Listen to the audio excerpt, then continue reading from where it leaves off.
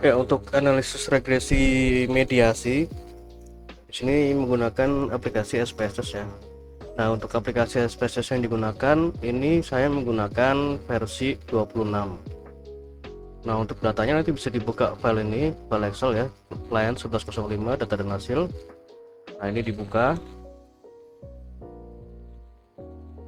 Nah, pada set data ini ada dua data, yaitu data yang biasa ini ya. Nah, ini data yang belum dikondisikan. Nah, untuk yang data edit ini adalah data yang sudah dikondisikan ya. Jadi nanti gunakan yang ini, yang data edit ini. Nah, kemudian yang pertama dilakukan adalah tabulasi data terlebih dahulu. Jadi data ini dibuat total skornya seperti ini. Nah, total skor seperti ini. Untuk rumusnya ini ya, nanti bisa diikuti. Nah, setelah ditabulasikan seperti ini, lalu kita buat seperti ini. Kita buat untuk penamaan variabelnya. Jadi datanya itu harus kita masukkan dulu ke dalam aplikasi SPSS. Kita buat data SPSS nya seperti ini di copy seperti ini ya. Jadi untuk total skor TX1 adalah total skor dari X1, X2, TX2 ini total skor X2 dan seterusnya. Nah, kita buat seperti ini penamaannya supaya lebih mudah. Nah, disusun secara vertikal seperti ini. Untuk penamaan variabelnya kita ambil di sini saja supaya cepat. Seperti ini.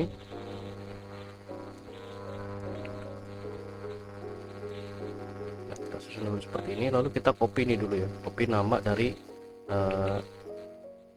kuesionernya ini. Kita copy, lalu kita buka aplikasi SPSS nya.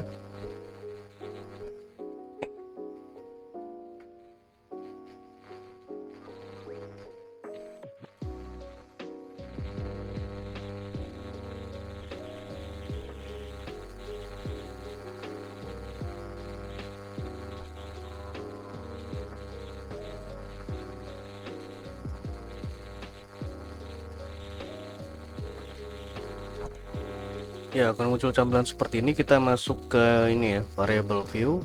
Nah, ini kita copy yang ini, kita copy, kemudian kita pastekan di sini di name. Nah, kita pastekan seperti ini. Oke, lalu kemudian kita masukkan nama dari variabel.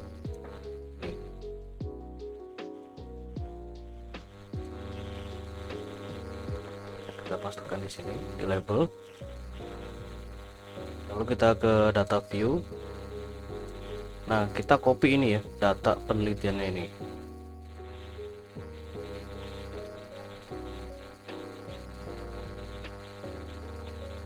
Kita copy seluruhnya. Kemudian kita pastekan di sini.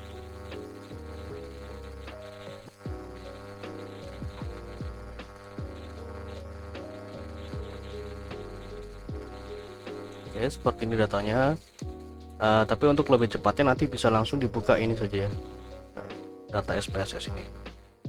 Nah, setelah seperti ini, lalu kita lakukan analisis untuk mengetahui model jalurnya ini ya, model jalur regresi bergandanya. Jadi sekaligus dengan uji asumsi klasik. Jadi untuk uji asumsi klasik menggunakan full model ini.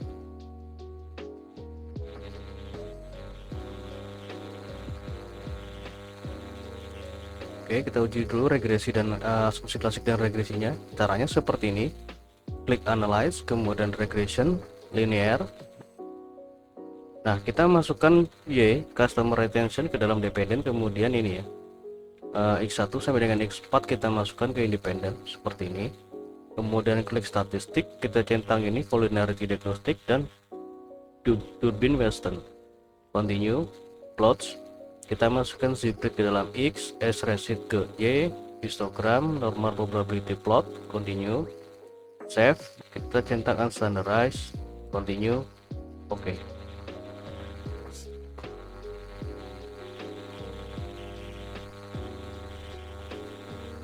Nah, ini adalah hasil regresi dan asumsi klasik dan regresi untuk model penelitiannya ya. Jadi untuk asumsi klasik itu dilakukan satu kali saja, jadi pada full model ini.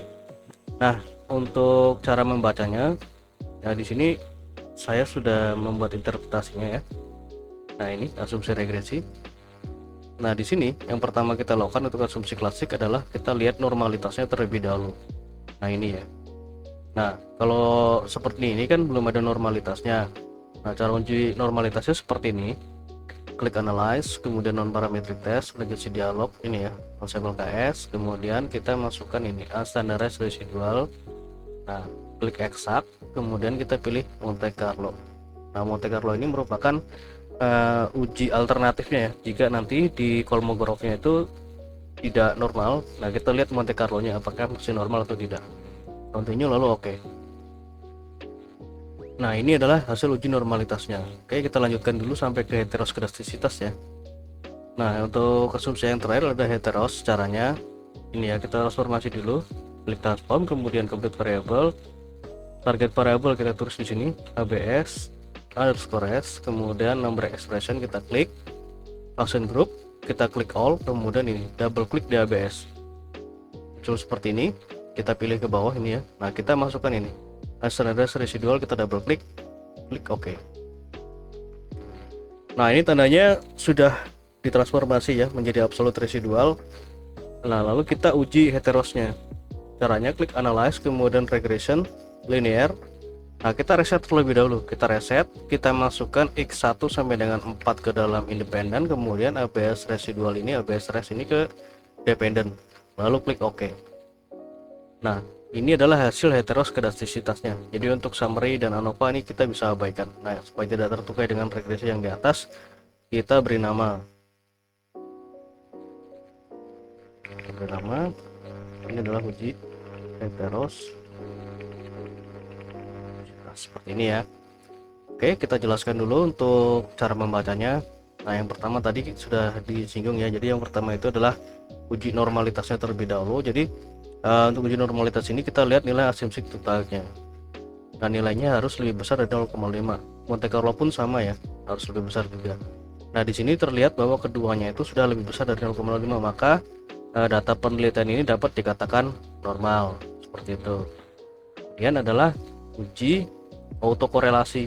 Di autokorelasi ini menggunakan nilai Debye-Weston. Nilai DW itu kita peroleh dari sini.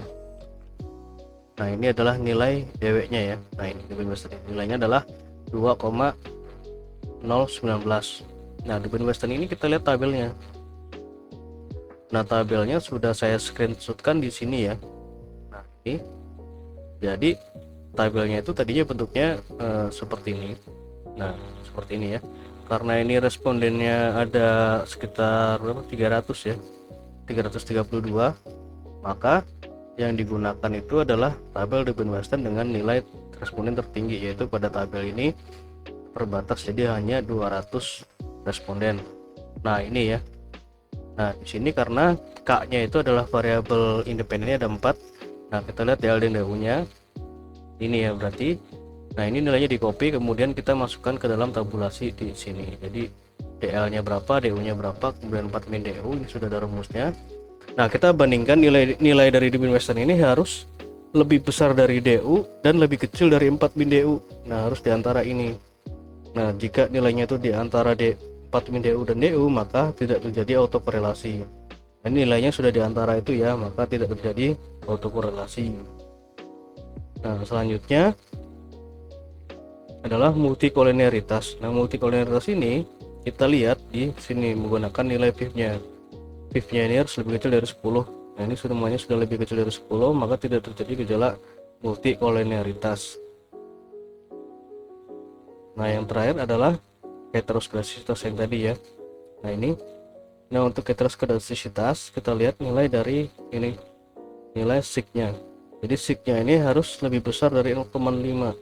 Nah ini seluruhnya sudah lebih besar dari 0,5, maka pada model regresi ini ya, itu tidak terjadi gejala heteroskedastisitas. Artinya sampai tahap ini, jadi model regresinya itu tidak ada masalah pada asumsi klasik, maka dapat dilanjutkan pengujiannya ke regresi linear berganda. Oke, untuk regresi linear berganda Nah ini ya nilai R square. Jadi ini penjelasannya sama ya, begitupun untuk regresi yang kedua ya. Yang kedua ini adalah untuk yang nilai ini ya, yang dependennya itu adalah X4.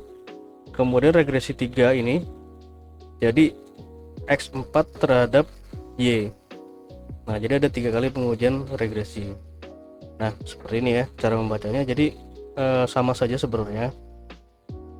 Nah yang kita lihat adalah nilai R nya ini adalah besar 0,477. Ini ya R square.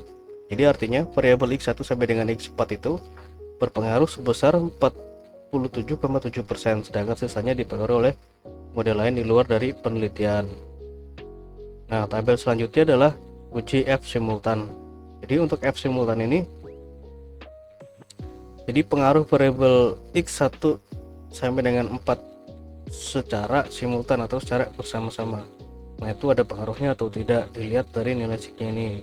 Dan ini sudah lebih kecil dari 0,5, maka X1 sampai dengan X4 itu berpengaruh signifikan. Jadi kalau R itu kan besaran pengaruhnya berapa, kalau yang F itu apakah pengaruhnya signifikan atau tidak, seperti itu.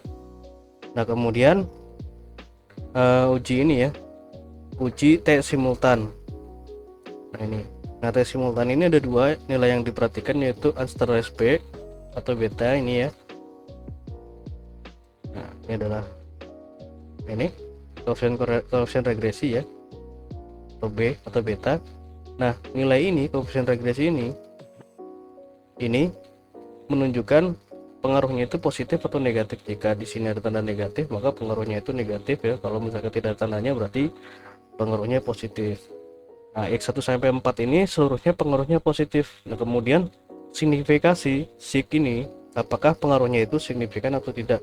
Nah dilihat di sini seluruhnya nilainya ini lebih kecil dari 0,5, maka X1 terhadap Y itu berpengaruh signifikan, X2 terhadap Y berpengaruh signifikan, dan seterusnya. Maka hipotesisnya ini diterima ya.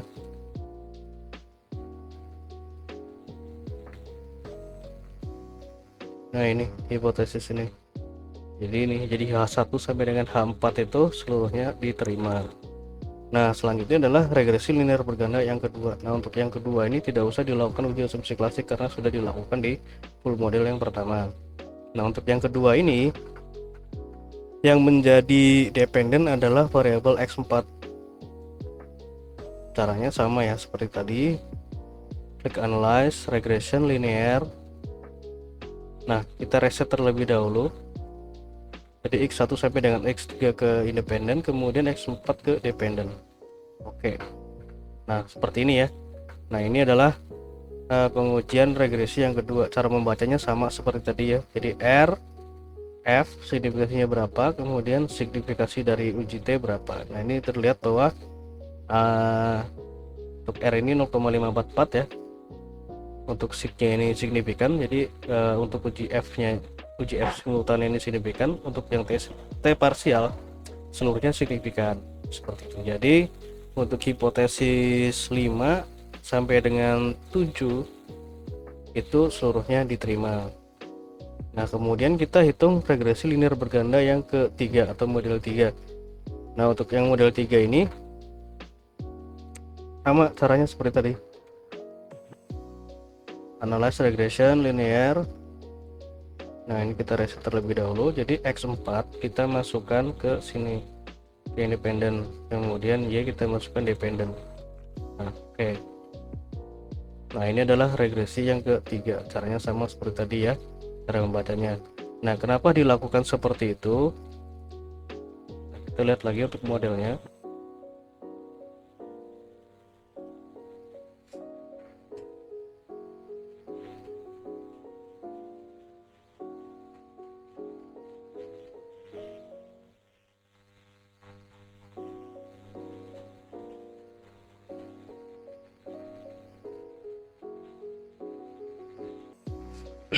Nah ini ya, jadi customer satisfaction sama dengan customer ini complete handling ini adalah model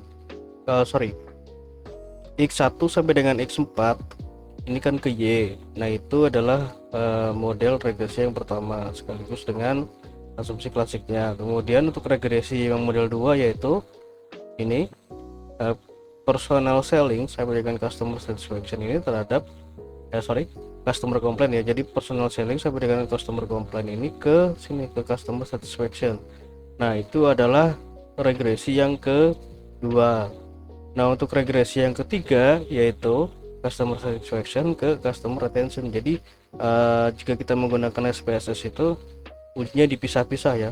Jadi tergantung variabel ininya, variabel dependennya ada berapa seperti itu. Nah nanti udah hubungannya dengan ini, dengan uji mediasinya. Oke, tadi sudah dilakukan ya untuk regresi yang ketiga. Nah selanjutnya yang terakhir adalah uji regresi mediasi. Nah untuk yang mediasi ini kita menggunakan bantuan Sobel Test. Nah, ini sudah ada linknya, nanti bisa diklik saja seperti itu. Nah kita buka dulu linknya ya. Nah dari link ini ya, nah link ini di copy di Chrome atau dimanapun, nanti akan muncul seperti ini kalkulator for the Sobel Test. Nah di sini ada tata cara penggunaan kalkulatornya. Jadi mediator terhadap DP ini adalah variabel dependent ya, dependent variable. IV adalah independent variable. Nah mediator di sini adalah variabel customer satisfaction atau X4. Nah X4 terhadap Y ini nilainya ini B dan ini ya SB. Nah untuk ini yang independennya ini jadi pengaruh dari independen ke mediator seperti itu. Nah untuk cara analisis Sobelnya seperti ini. Nah kita lihat dulu ya hasilnya. Nah ini seperti ini nanti hasilnya. Nah untuk analisisnya yang pertama kita masukkan dulu mediator ini, mediator nilai dari perhitungan pengaruh mediator ke variabel dependent seperti ini. Jadi yang kita masukkan di sini B dan SB. Jadi kita lihat di sini ada keterangannya. Jadi untuk B itu adalah koefisiennya ya ini, dan SB itu adalah standar errornya. Nah kita masukkan seperti ini. Jadi untuk B ini ya koefisien regresi kita copy, kita masukkan ke sini ke B seperti ini. Kemudian standar error kita copy, kita masukkan ke SB. Nah kemudian untuk yang A ini adalah hasil perhitungan dari regresi yang kedua. Nah ini, nah kita hitung X1 dulu. Jadi X1 yang dimediasi oleh X4 terhadap variabel Y. Nah ini ya X1.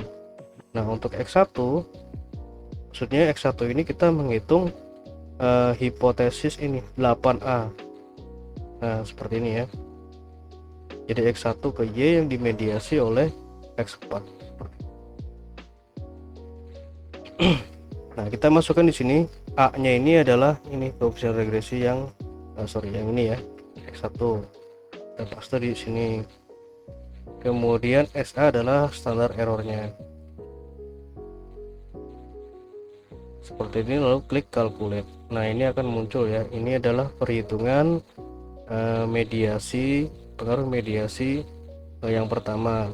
Sini artinya bahwa nilai p-value nya kan lebih kecil dari 0,5, maka pada X1 terhadap Y yang dimediasi oleh X4 terdapat pengaruh yang signifikan. Artinya di sini variabel X4 memediasi hubungan antara variabel X1 terhadap Y seperti itu. Nah untuk yang X2 pun sama caranya seperti tadi ya. Jadi kita copy, kita ganti di sini A nya, paste, kemudian standar errornya kita masukkan ini di SA, calculate. Nah ini adalah untuk yang hipotesis ke 8B. Yang untuk 8C kita ganti A nya, kita ganti standar errornya, nah calculate. Nah ini adalah untuk yang 8C seperti itu. Jadi untuk yang 8 ini hipotesis mediasi itu dipecah menjadi 3 ya. seperti itu. Nah, di sini juga sudah ada lampirannya, jadi nanti bisa langsung dikopas saja. Oke, sekian untuk pengujiannya. Jika ada yang kurang jelas masih bisa ditanyakan. Terima kasih.